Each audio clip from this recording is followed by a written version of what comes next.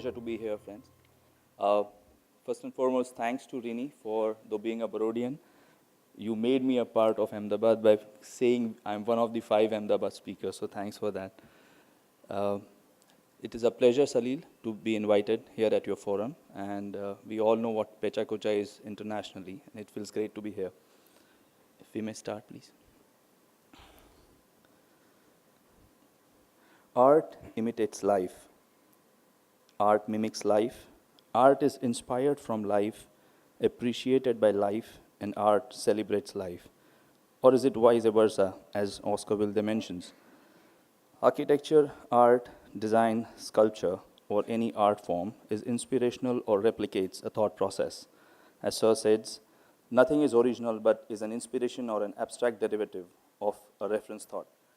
Progressive mindset means that a step is already there as a benchmark and the same needs to be crossed over like an iPhone 4, 5, 5S, 6, and now 6 Plus. But benchmark to start anything fresh would necessarily be something natural and living. Origami is one such example wherein mostly living creatures and animals are recreated, and so do they in scrap metal arts and traditional forms. That's cause we can relate to the preset image of the being in true sense, art imitating life.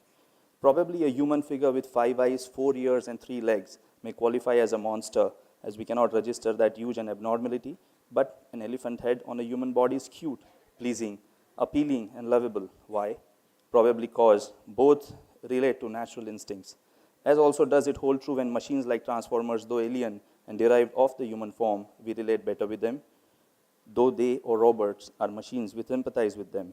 Understanding concept derivative sketches of Calatrava or Zaha Hadid is the best example of art derived from human anatomy, life form, though being a piece of art is the best mechanical machinery, and all engineering solutions can be derived through anything living, be it the body, leaf, tree, insects, etc.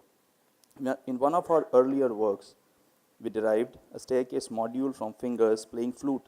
This earth-born RCC members rose like fingers to be capped by wood steps as nails. We may end up finding amazing artistic and engineering solutions if our case study is the life form. I'm sure we take subconscious cues from it already. Life is a journey like a metamorphosis of a larva to a beautiful butterfly, just as a human does from birth till the adolescence age, as is seen in Lady Diana's life cycle, an epitome of beauty. Does art form evolution also have a likewise journey? Yes, it does.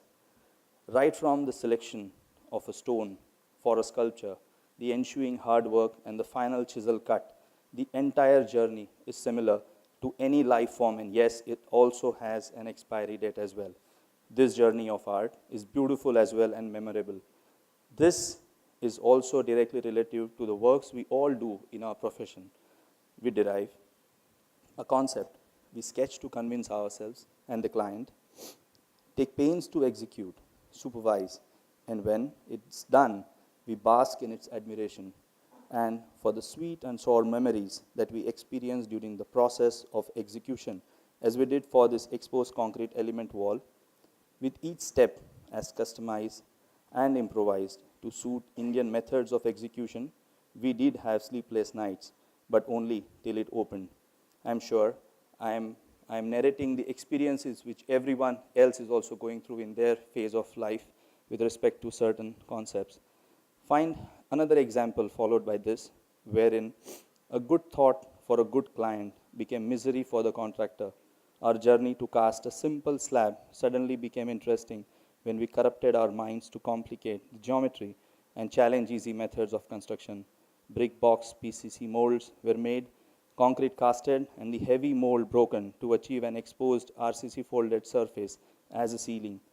The wah from all concerned compensated for the total stress taken for uncertainties, the likes of which surprise you when the shuttering is opened.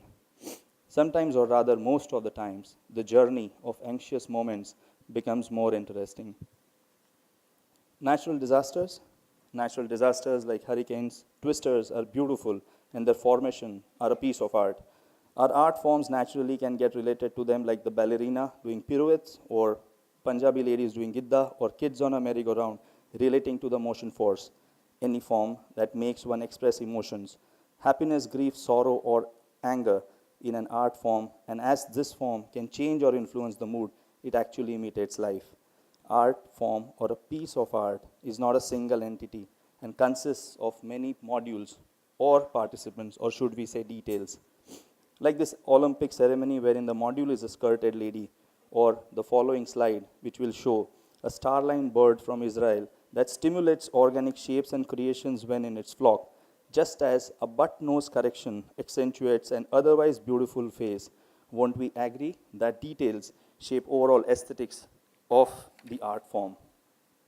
Taking a natural form of a spider web, exploring its geometry, and incorporating it to form a driveway made of granite cobblestones 4 inch by 4 inch by 3 inches thick is one way of correlating to the starline birds from the flock of thousands. Just as the bird has an ingrained DNA to create formations, we are blessed with our creative instincts to tutor inert granite modules towards a symbolic lifelike creation.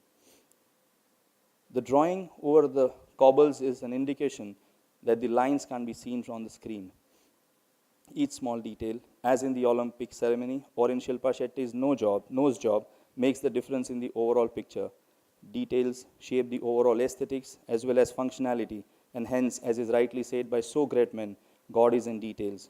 We strongly believe in solving junctions rather than focusing on spans, just as God has solved all junctions of our body, be it knee, shoulder, or knee, or in any life form for that matter. Hence, I conclude with my statement, art imitates life in its physical form, in its design derivatives, in the journey it takes to mature, and as an organic form that influences life. I hope you all agree on this, and I hereby wish to end with a few quotes that I felt apt for this topic. Art, as far as is able, follows nature. As a pupil imitates his master, thus your art must be God's grandchild.